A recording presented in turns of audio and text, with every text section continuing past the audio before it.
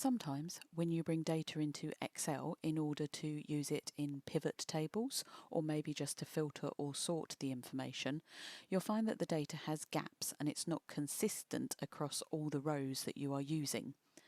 In order to fill in those gaps and use the information in the Excel spreadsheet more accurately, you need to highlight the data where the gaps are.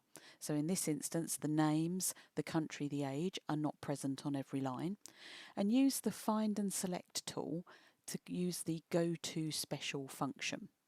In Go to Special, click in blanks and click on OK, and this highlights the blank cells in the data that you're looking at to show where you need to fill in that information.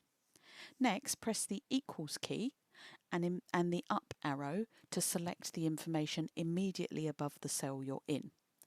To then execute this, press Ctrl and Enter, and this will fill in all the blank cells with the information from the cells immediately above the blank cell.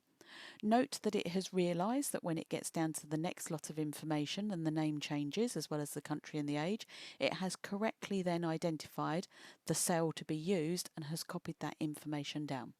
This makes it very quick to fill in all the gaps in those blank rows, and then you're able to carry on and pivot, filter or sort the data as necessary.